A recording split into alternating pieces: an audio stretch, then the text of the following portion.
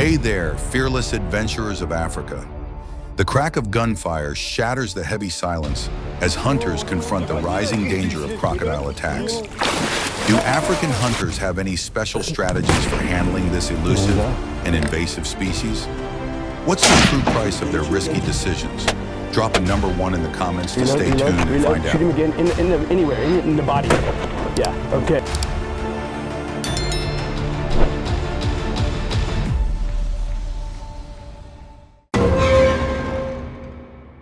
In Australia's Northern Territory, especially near the South Alligator River and Bee Harbour, the growing crocodile population has become a major safety concern.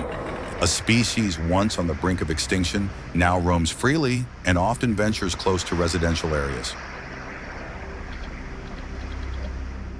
In 2017, a man was attacked while crossing a flooded river, highlighting the serious dangers of this growing problem.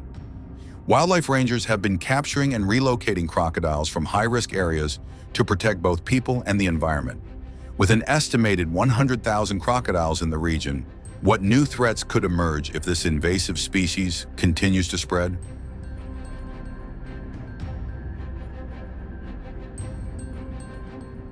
Given the destruction caused by crocodiles, it's easy to assume that African crocodiles are extremely dangerous.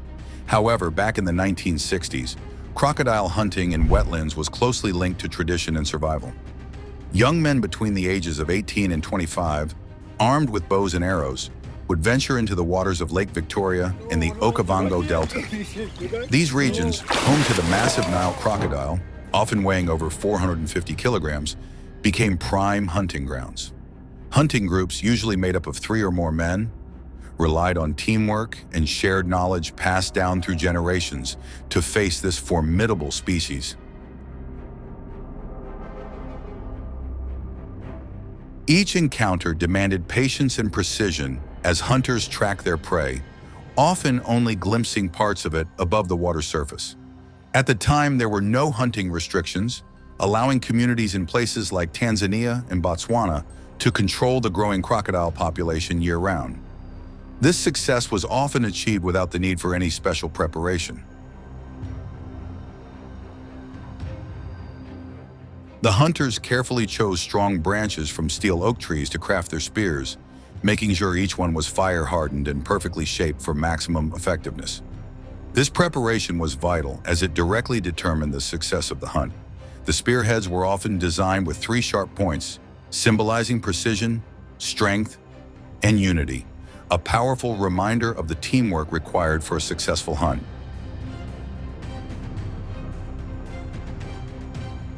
If I were advising you as a hunter, I'd tell you never to hunt alone. Always go with a group to stay safe and improve your chances of success. These crocodiles, which can grow over 5 meters long and weigh more than 450 kilograms, are fierce predators. Their tough scales act as natural armor, and the length and strength of a well-made spear provide the power and protection needed to face them. Without proper preparation, a hunt could easily fail, putting the hunter in danger and rendering all their efforts useless.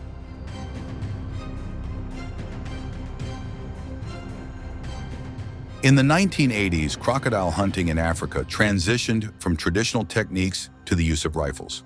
This shift raises an important question. Does it provide greater safety, or does it erode the cultural significance of traditional hunting?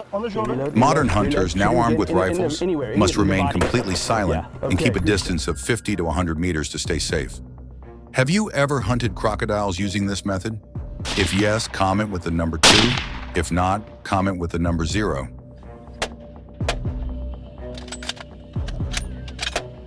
They must obtain a license issued by wildlife management authorities, such as the Ministry of Natural Resources in Tanzania or the Department of Wildlife and National Parks in Botswana. These licenses include specific quotas to prevent overhunting. Thanks to these regulations and control measures, hunters are allowed to take down approximately 2,000 to 3,000 African crocodiles each year. There we go. At the end of each hunting season, hunters report to local authorities, and the crocodile meat is distributed to regions struggling with food shortages.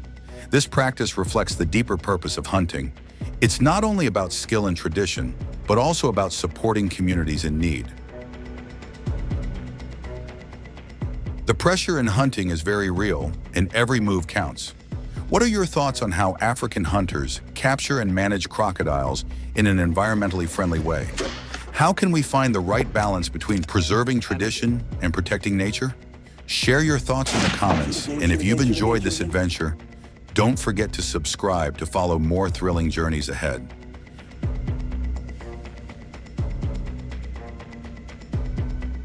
The rising conflict between farmers and black bears in rural America is driving many to the edge, as these powerful animals destroy crops and threaten their livelihoods.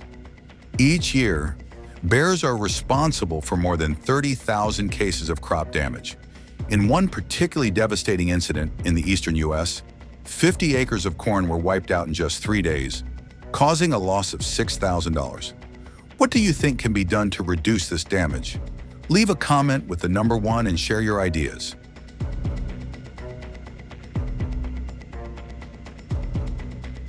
Despite efforts to protect crops with tall electric fences, black bears have shown remarkable intelligence and resilience managing to break through these defenses. Weighing up to 160 kilograms, these bears wreak havoc on fields, destroying entire corn crops. Satellite imagery reveals the scale of the devastation when bear families arrive, creating not only a serious financial burden, but also a growing threat to farmers. The destruction caused by black bears has continued to rise, leading many farmers to adopt controlled hunting as a way to manage the growing population. This approach has become an important method for protecting agriculture.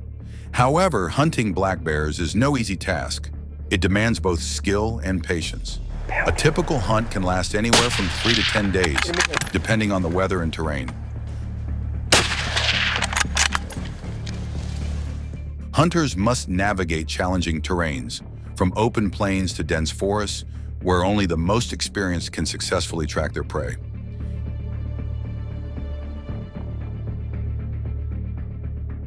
In the United States, black bear hunting seasons are strictly regulated and divided into 2 main periods: spring, when bears emerge from hibernation, and fall, when they prepare for winter. Each season typically lasts from a few weeks to a month, and every state has its own rules on how many bears can be legally hunted each year. On average, between 700 and 300 black bears are taken during each season.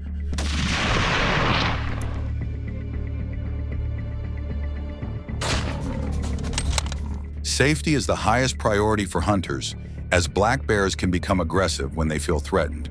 Tracking bear signs is essential. Experienced hunters look for clues such as scat, claw marks, and footprints. Using these signs, they carefully follow the trail and approach with caution, aiming for a safe shot from a distance of 50 to 80 yards. Precision and situational awareness are key to a successful hunt.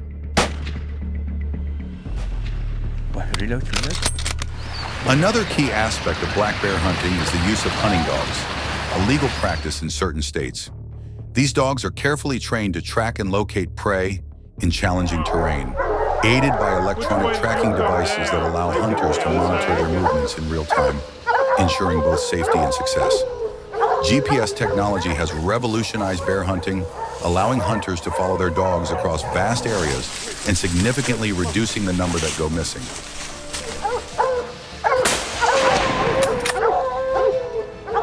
However, despite strict regulations on black bear hunting, it remains a highly controversial topic.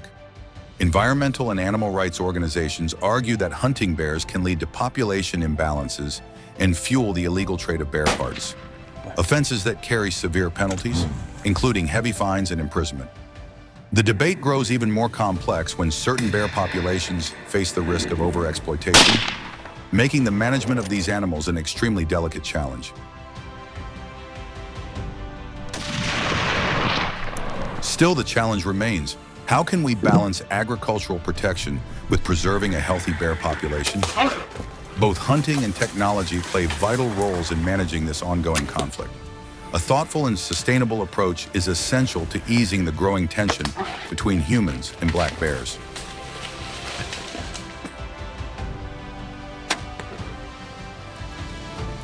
Finding effective solutions requires cooperation among farmers, wildlife experts, and hunters to protect the environment while sustaining agricultural production.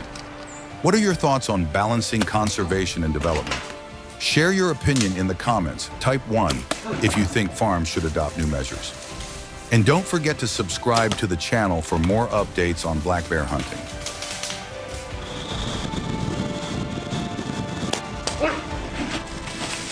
These methods have proven highly effective in stopping the spread of certain invasive species. Do you have any better ideas for tackling this issue? Share your thoughts in the comments so we can discuss them together. Thank you for watching this video. If you enjoyed it, don't forget to like, share, and subscribe to the channel. And be sure to tell your friends so they can watch too. Goodbye and see you in the next video.